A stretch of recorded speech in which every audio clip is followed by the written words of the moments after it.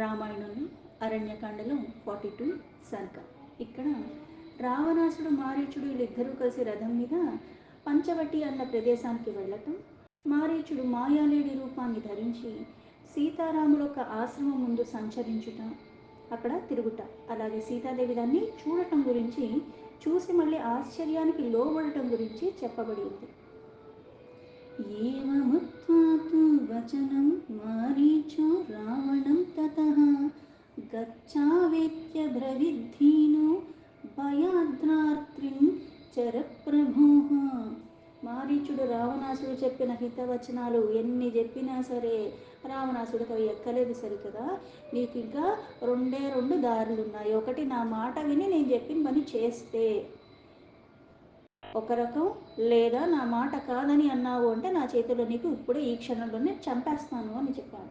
ఇంకా వేరే గతి లేక రాముడి చేతిలో మరణం అన్నా నాకు పుణ్యప్రంగా అవుతుంది అని వెంటనే ఆ రాక్షస ప్రభుకి భయపడి ఇంకా దీనంగా సరే వెళదాము అని మనసు ఒప్పుకోకపోయినా అంగీకరించి మారీచుడు ఒప్పుకున్నాడు.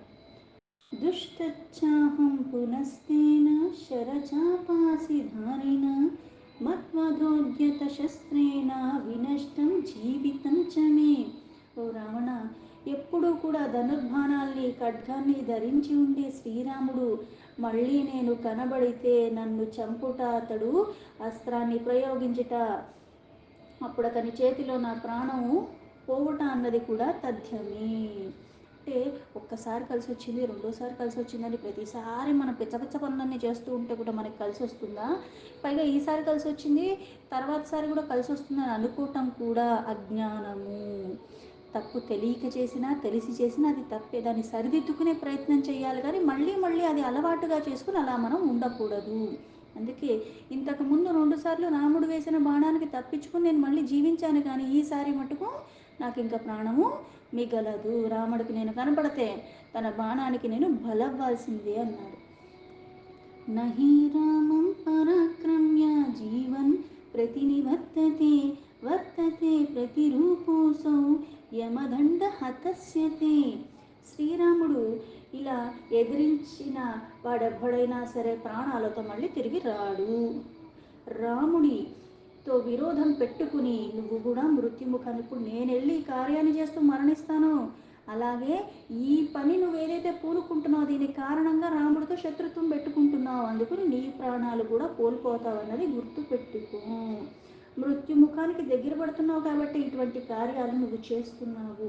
ఇప్పుడు ఇక్కడ ఉన్నది నీ ప్రతిరూపం మాత్రమే, అంటే నీకు ఆ భావన వచ్చినప్పుడే నీ ప్రాణం పోయినట్టే నువ్వు భావించు.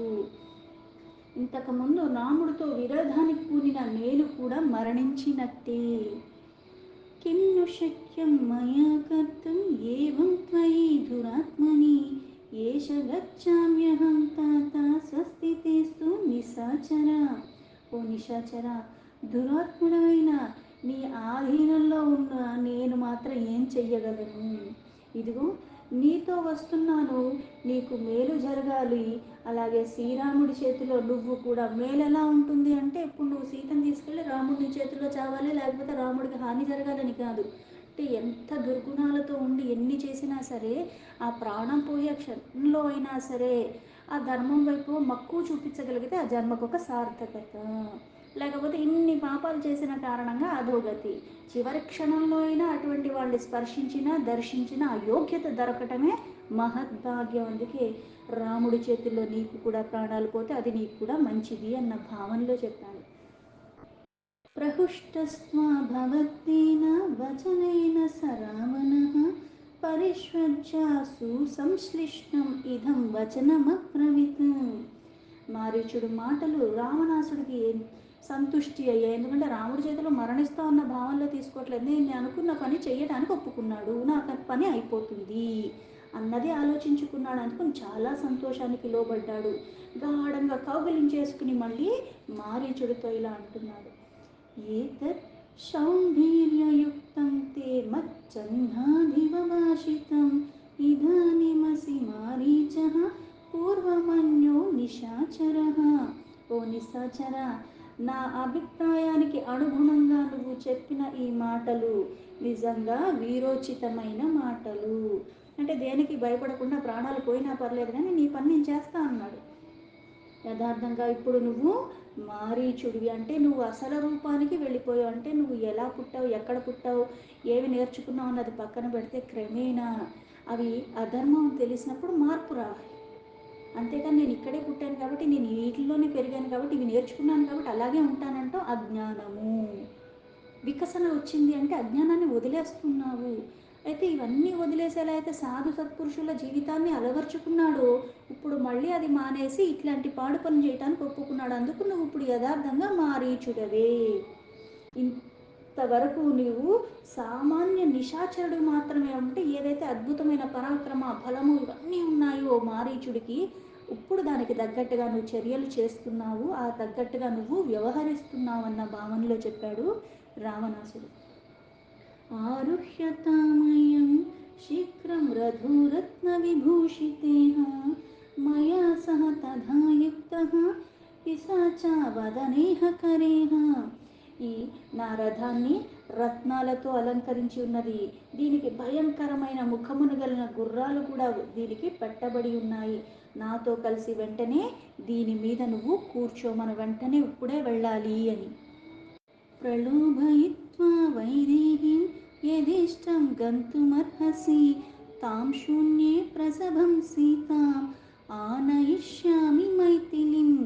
సీతని వెంటనే మనం ఆ ప్రదేశానికి వెళ్ళాలి, నువ్వు సీతని ప్రలోభ పెట్టాలి, నీకు నచ్చినట్టుగా సాగిపో నువ్వు. రామలక్ష్మణులు ఆ ఆశ్రమం లేకుండా వాళ్ళు బయటికి వెళ్ళిపోయి, నీకు ఎటు పోవాలంటే అటు వెళ్ళిపో నువ్వు. ఆ సమయాన్ని చూసి నేను వెళ్ళిపోయే సీతని బలవంతంగా తీసుకుని వచ్చేస్తాను అని చెప్పాడు. తతో రావణమారీచో విమానమివతం రథం ఆరుహ్య యయతూః శీఘ్రం తస్మాదాశ్రమమండలాత్. వెంటనే ఎలా అయితే తనకున్న రథం ఏంటి, మనోవేగంతో యజమాని ఎవరైతే ఉన్నాడో ఎంత తొందరగా వెళ్ళాలి, ఎక్కడికి వెళ్ళాలో అన్నది అంత తొందరగా అక్కడికి తీసుకెళ్ళిపోతుంది. వెంటనే రావణాసుడు మారీచుడు ఆ రథం మీద కూర్చోగానే, ఆ విమానం పుష్పక విమానం, ఆ రథం ఎక్కి కూర్చోగానే వెంటనే వాళ్ళు బయలుదేరారు ఆశ్రమం వైపుగా. తదేవ తత్ర పశ్యంతో పత్తనాని వనాని చ గిరింశ్చ సరితః సర్వా రాష్ట్రాని నగరాని చ. ఆ ఇద్దరు కూడా రథం మీద అలా వెళుతూ ఉండగా వచ్చే పట్టణాలు, వనాలు, అలాగే పర్వతాలు, నదుల ప్రదేశాలన్నీ కూడా దర్శించుకుంటూ మొత్తానికి వీళ్ళున్న ప్రదేశానికి చేరుకున్నారు. సమేత్య దండకారణ్యం రాఘవస్యాశ్రమం తతః దదర్శ సహ మారీచో రావణో రాక్షసాధీపః. వీళ్ళున్న ప్రదేశం దండకారణ్యము, అక్కడ మొత్తానికి చేరుకున్నారు. అక్కడికి చేరిన తర్వాత రావణాసుడు మారీచుడితో, శ్రీరాముణ్ణి ఆశ్రమాన్ని ఒక్కసారి దర్శించు, అంటే ఈ ప్రదేశం నుంచి నువ్వు సీతని నేను తీసుకెళ్ళటానికి వీలుగా రామలక్ష్మణులు అక్కడి నుంచి చాలా దూరంగా, అంటే ఈ ప్రదేశం ఎక్కడుందో చూసుకోదానికి నువ్వు ఎంత దూరంగా వెళ్ళాలి అంటే, నేను సీతను తీసుకెళ్ళిపోవడానికి నాకు ఎటువంటి విఘ్నాలు రాకుండా ఉండాలి, నేను చేసే పని నాకు సాఫీగా జరిగిపోవాలి.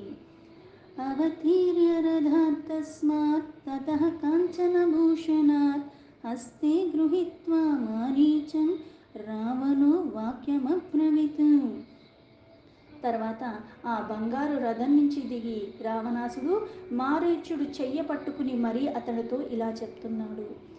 ఏతద్ రామాశ్రమపదం దృశ్యతే కదలీవృత్తం కీయతాం తత్సఖీ శీఘ్రం యథర్థం వయమాగతాః. ఓ మిత్రమా, అరిచి చెట్లతో శోభాయమానంగా కనిపిస్తున్న ఈ ఆశ్రమే శ్రీరాముడిది. మనము వచ్చిన పనిని వెంటనే నువ్వు ప్రారంభించు, అంటే ఏదైతే నువ్వు మార్చుకోవాల్సిన రూపాన్ని మార్చుకోవాలి, వెంటనే ఈ పని అమలు పెట్టాలి. సరావణ వచః శ్రుత్వా మారీచో రాక్షసస్తథా మృగో భూత్వా ఆశ్రమత్వాని రామస్య విచచరాః.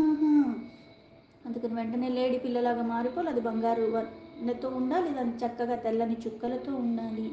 రావణాసుడు యొక్క ఆదేశాన్ని అనుసరించి ఇంకా వేరే మార్గం లేదు. అందుకుని మారీచుడు కూడా మృగ రూపాన్ని దాల్చి శ్రీరాముడు ఆశ్రమం దగ్గర తిరగటం మొదలుపెట్టాడు. సతురూపం సమాస్తాయ మహదద్భుతదర్శనం మణిప్రవరశృంగాగ్రహ సీతా సీతముఖాకృతి. మారీచుడు ఎప్పుడైతే ఆశ్రమం చుట్టూ తిరుగుతూ ఉన్నాడో ఆ మృగరూపాన్ని దాల్చిన తర్వాత అది చాలా అతి అద్భుతంగా ఉన్నది. మృగానికి ఆ లేడిపిల్లకున్న కొమ్ములు కూడా ఇంద్రనీల మనాలు అంటే ప్రతిదీ మెరుస్తుంది, చూడగానే ఆకర్షింపబడుతుంది. దాని కొమ్ములు మెరుస్తూ ఉన్నాయి. దాని ముఖం కూడా తెలుపు నలుపు అన్న రంగులతో కూడికతో ఉన్నది. రక్తపద్మోత్పలముఖ ఇంద్రనీలోత్పలస్రవః కించిదద్భున్నత్తగ్రీవ ఇంద్రనీలధరాధరః. అలాగే దాని పెదవుల్లో ఒకటేమో ఎర్ర తామరలాగా ఉన్నది, మరొకటేమో నల్ల కలువలాగా ఉన్నది. చెవులు ఇంద్రనీలమణుల అంటే అటు కొమ్ములు అలాగే ఉన్నాయి, ఇటు చెవులు కూడా అలాగే ఉన్నాయి. మెడ కొంచెం పైకెత్తి అలా ఉండగా అక్కడ మళ్ళీ ఆ అధరంతో ఉన్నట్టుగా అధరాలు కూడా మళ్ళీ అదే రంగులో ఉన్నట్టుగా చాలా చక్కగా కనిపిస్తూ పైగా మెరుస్తూ ఉన్నది. కుందేంద్రవచ్చ సంకాసం ఉదరంచాశ్చ భాస్వరం మధుకనిభ పార్శ్వశ్చ పద్మకింజల్క సన్నిభః. ఆ లేడీ యొక్క పొట్ట కూడా మల్లె పూలగా తెల్లగా ఉన్నది. చంద్రుడు ఎలా ఉంటాడు పౌర్ణమి రోజు అలాగా ఆహ్లాదకరంగా ఉంది. పైగా వజ్రాలు మణులు ఎలా ఉంటాయో తెల్లని కాంతుల్ని ప్రసరింపచేస్తున్నట్టుగా ఉన్నది. పార్శ్వభాగంలో నెమలి వెన్నెలతో ఉన్నట్టుగా పద్మకేసరముల కాంతులతో ఉన్నది, విరాజిల్లుతూ ఉన్నది. అంటే ఇక్కడ ఎక్కడ చూసినా సరే తలుపు బెడుకులతో చక్కగా అది చూసేటప్పటికి ఇంకా ఇంకా చూడాలనిపించేలాగా. పైగా ఇదేంటి ఇలా ఉంది, ఎందుకంటే ఇలాంటిది ఇంతకుముందు ఎప్పుడు చూసే అవకాశం లేదు, ఇది మాయగా చేసింది కాబట్టి. వైఢూర్య సంకాసకరు తనుజంగః సుసంహతః ఇంద్రాయుధ సవర్ణేన పుచ్చేండూర్ధ్వం విరాజత. అంటే ఆ లేడి పిల్ల కొమ్ముల దగ్గర నుంచి ముక్కు మూతి చెవులు అలాగే ఆ మెడ అలాగే పొట్ట వెనక వీపి భాగం అలాగే దాని కాళ్ళు ఎక్కడ చూసినా సరే ఇలాగ మణులతో ఉంటే ఎలా ఉంటుంది, కాంతిమయంగా ఉన్నది. పిక్కలు కూడా చాలా చక్కగా దృఢంగా ఉన్నాయి. పైగా దాని తోక పైకెత్తబడితే అది ఎలా ఉంది అంటే ఇంద్రధనస్సులో ఎలా అయితే అన్ని రంగులు కనిపిస్తూ ఉంటాయో అన్ని రంగులతో పళ్ళు వన్నెలు చిందుల్లాగా కనిపిస్తుంది ఆ లేడి పిల్ల. మనోహరః స్నిగ్ధవర్ణో రత్నైర్నానావిధైర్వృత్నః క్షణేన రాక్షసో జాతో మృగः పరమశోభనः వనం ప్రజ్వలయన్ రమ్యం రామాశ్రమపథం చ తత్. ఇలా ఎన్నో రత్నాలు పెట్టుకుంటే ఎలా అయితే కాంతి పడుతూ ఉంటే ఎలా ఉంటుందో ఇలా అన్ని చెక్కులతో ఉండి చక్కగా బంగారు వర్ణంలో ఉండి నిగనిగలాడుతూ ఎంతో అందంగా కనిపిస్తున్న ఆ మారీచుడు లేడిపిల్ల రూపంలో ఉన్నాడు. కనులకి చాలా ఇంపుగా కనిపిస్తున్నాడు. ఆ రూపాన్ని ఎప్పుడైతే దాల్చి అక్కడ తిరుగుతూ ఉంటే శ్రీరాముడు ఆశ్రమం దగ్గర అక్కడే అంటే ఎటైనా సరే వాళ్ళు నన్ను దర్శించేలాగా, అది కూడా సీత కళ్ళల్లో పడేలాగా. మనోహరం దర్శనీయం రూపం కృత్వా స రాక్షసః ప్రలోభనార్థం వైదేహ్యా నానాధాతు విచిత్రితం విచరన్ గచ్చతే తస్మాత్ శాద్వనాని సమంతతః. ఆ రాక్షసుడైన మారీచుడు ఈ మృగ రూపంలో చాలా అపురూపమైన అందంతో కనిపిస్తూ ఉన్నాడు. చూడ ముచ్చటగా ఉన్నాడు, చూసే కొద్దీ చూడాలనిపించేలాగా, దేనికైతే ఆకర్షింపబడతాడు అన్నట్టుగా అన్ని వర్ణాలతో కనిపిస్తుంది. అందుకే ఇక్కడ అన్ని రంగులు అక్కడ ఉన్నట్టుగా అన్ని మణులు అక్కడ పేర్చబడి ఉన్నట్టుగా దాని శరీరం మీద సీతాదేవిని ప్రలోభ పెట్టడమే దాని లక్ష్యం. కాబట్టి ఆ మృగము ఆ పరిసరాల్లో ఆ చుట్టూనే తిరుగుతూ ఉన్నది. అక్కడ ఆ గడ్డిని తింటున్నట్టుగా అటు ఇటు తిరుగుతుంది. రూపేర్బిందుశతైశ్చిత్రో భూత్వా సా ప్రియదర్శనః విటపీనాం కిసలయాన్ భక్త్వాధన్ విచచరాహః కదలీగృహకం గత్వా కర్ణికారాన్ ఇతస్తతః సమాశ్రయన్ మందగతిః సీతా సందర్శనం తథా.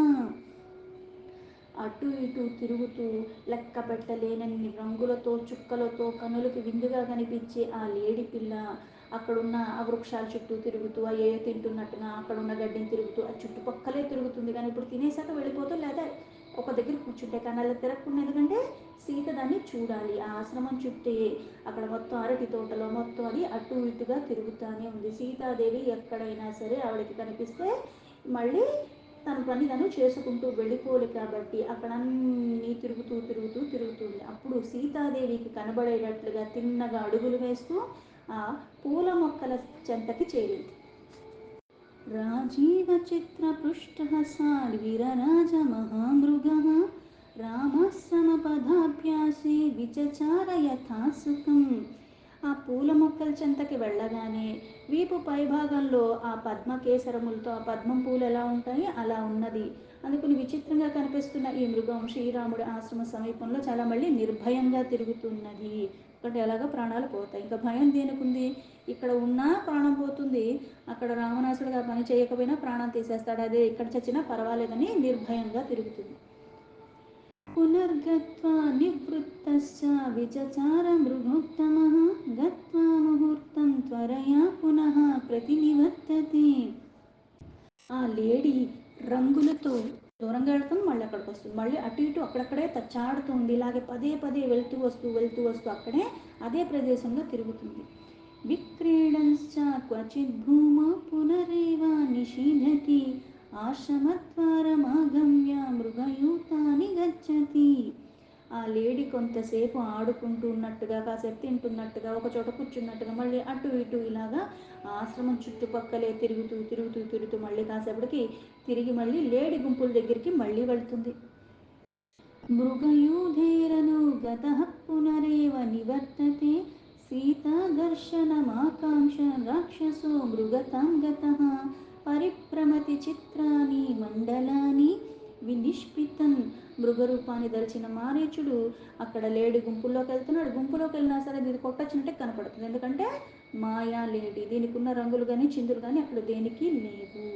సీతాదేవిని మళ్ళీ దర్శించాలని కోరుతూ మళ్ళీ ఆశ్రమం దగ్గరికి రావటం, ఈ విధంగా అక్కడ విన్యాసాలు చేస్తూ అక్కడే తిరుగుతూ ఉన్నది.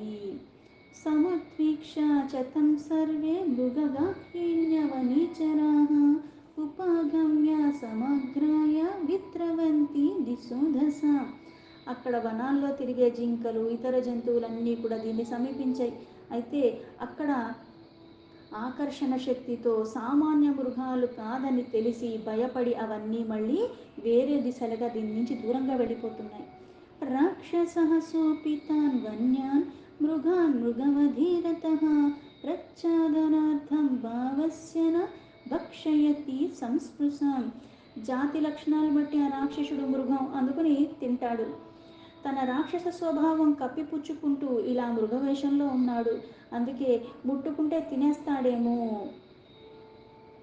తస్మిన్నేవ తతః కాలే వైదేహి శుభలోచన కుసుమాపచయ వ్యగ్ర పాదపాన్యభవర్తత కన్నికారాన్ అశోకాశ్చ చూతాశ్చ మదిరీక్షణ కుసుమాన్యపాచిన్వంతి చచార రుచిరానన. అదే సమయంలో చక్కని రూపురేఖలతో ఉన్న సీతాదేవి పూలు కోసుకోవడానికి అక్కడికే వచ్చింది మొక్కల దగ్గరికి. మనోహరంగా ఆ ముఖ సౌందర్యం కలిగిన ఆ వైదేహి ఆ పువ్వులు కోసుకుంటూ అన్నీ చూస్తూ ఒక్కసారిగా అక్కడ తిరుగుతున్నటు వైపు చూసింది. అనర్హారణ్యవాసస్య సాతాం రత్నమయం మృగం ముక్తామణి విచిత్రాంగం దదర్శ పరమాంగన. సీతాదేవి అంటే దాదాపు 13 సంవత్సరాలు వనవాస జీవితంలో ఉంది, కానీ పరమ సాధ్వి. వనవాస జీవితం గడిపింది, పైగా సాధ్వి అంటున్న అర్థం ఏంటి అంటే సాధు సత్పురుషుల యొక్క లక్షణాలతో సంపన్నంగా ఉన్నది. పైగా ఆ సాధ్వీమణి ఏం చేస్తుంటే చేసే పని మీద తప్పితే ఇతర వ్యామోహాలకి లోబడకుండా నియంత్రణతో నిగ్రహణతో ఉండగలిగినది.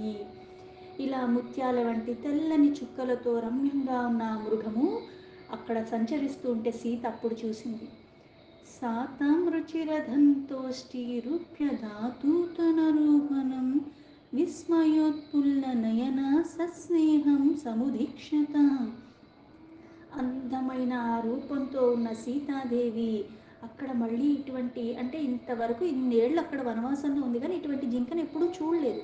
ఇప్పుడు మనం ఎప్పుడూ చూడని వస్తువు, పైగా అదే జీవి ఇంకో వేరుగా కనిపించినప్పుడు ఇదేంటి ఇలా ఉంటుందా అని ఒక్కసారి ఆశ్చర్యానికి లోబడి చూస్తాం.